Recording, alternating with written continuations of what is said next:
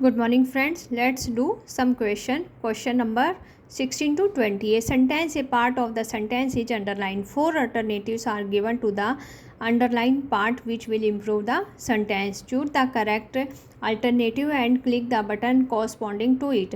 In case no improvement is needed, click the button corresponding to no improvement. यहाँ click the buttons means में confusion की कोई जरूरत नहीं है. इसका मतलब है जब पेपर ऑनलाइन होता है तो ये उनके लिए दिया गया है, लेकिन हम जो है वो बुक से कर रहे हैं.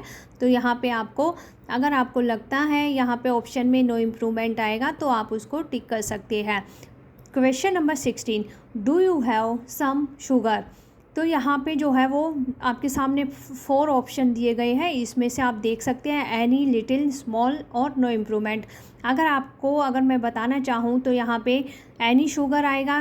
क्यों आएगा, इसका रीज़न ये है कि जब भी हम यहाँ पे क्वेश्चन की या किसी नेगेटिव सेंटेंस की बात करते हैं तो यहाँ पे एनी का यूज होता है. लेकिन अगर हम यहाँ पॉजिटिव सेंटेंस की बात करते हैं जो क्वेश्चन मार्क में भी नहीं होगा और जो सिंपल सेंटेंस में पॉजिटिव सेंटेंस दिया गया होगा उसमें हम सम का यूज करेंगे.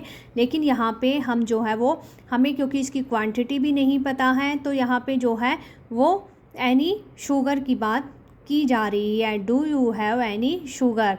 लेकिन अगर क्योंकि यहाँ पे क्वेश्चन मार्क है और जब नेगेटिव सेंटेंस होता है तब भी हम एनी का ही यूज करते हैं.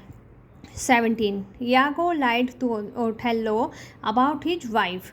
अगर आप यहाँ पे लाइड डोंट टेल ए लाई, आपने सुना होगा काफ़ी बार सेंटेंस में you should not tell a lie. तो यहाँ पे अगर आप ऑप्शन में भी देखेंगे ले, लेड, लेन, नो इम्प्रूवमेंट. तो यहाँ पे जो दिया गया है वो सही है, तो no improvement.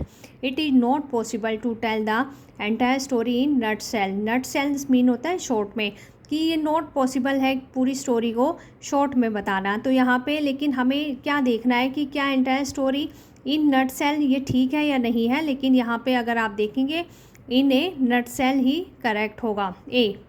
19. It is all but same to me whether I am transfer to Mumbai और कोलकाता.